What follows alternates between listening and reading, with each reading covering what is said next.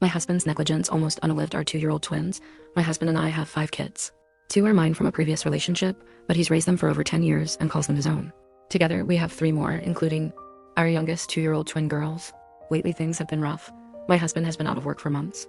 I just started a new job as a manager at a local sub shop, so while I work, he stays home with the kids. I've been paying the bills, keeping us afloat, and trying not to let the resentment swallow me. Today was only my 3rd day at the job. Around 1 p.m., the store phone rang. My coworker said it was for me, which shocked me. No one has that number. It was my husband. His voice was shaky, panicked. He told me to step outside and call him back from our son's phone. It was important. My stomach dropped. I asked, "Is everything okay?" He said, "Yes, just call, please." So I stepped outside and called. He answered crying. He told me he had taken the twins outside to swim. He told them to wait on the deck while he quickly fed the chickens. When he came back, both girls were under the water. He said he jumped in, pulled them out, and by some miracle, they coughed, cried, and were fine now. If they turned blue, if they were breathing normally, if he'd called 911, he said no. He just kept repeating, "I almost killed them. I couldn't leave work. We were short-staffed." And if he had said they weren't okay, I would have bolted out the door, but he swore they were fine. I hung up, shaking so badly I could barely finish my shift. When I got home, I found the twins and him asleep in our bed. Relief hit, but then dread crept in. I started reading about secondary drowning and dry drowning, and my chest tightened. I shook the twins awake, sobbing, hugging them, checking their breathing. My husband just got up and left the room. No words, no comfort, just silence. Later, my 8-year-old son told me something that gutted me even more.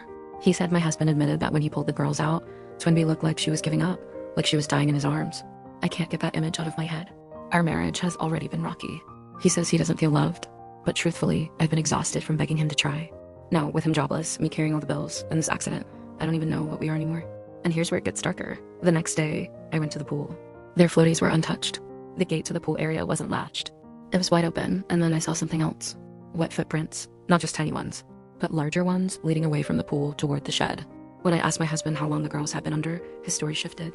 First, a minute or 2, then, I don't know, maybe longer. When I pressed him, he got defensive, saying I was making it worse than it was. But when I spoke to our neighbor, she told me she heard splashing and faint crying for at least 5 minutes. Before she saw my husband run around the corner, 5 minutes. That's not just a mistake, that's negligence. Now I can't stop thinking, did he really just step away for a moment? Or was he gone much longer? Did he leave them knowing full well they couldn't be trusted near water? Tonight, Twinbee wouldn't stop coughing. She was pale, lethargic, her little chest pulling with each breath. I rushed her to the hospital. The doctor said she may have water in her lungs. They admitted her immediately and hooked her up to monitors.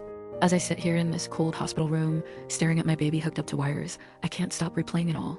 Her tiny hand in mine feels weaker every hour. The doctors haven't given me a clear answer yet.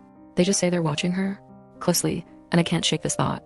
If she doesn't make it, it won't feel like an accident anymore.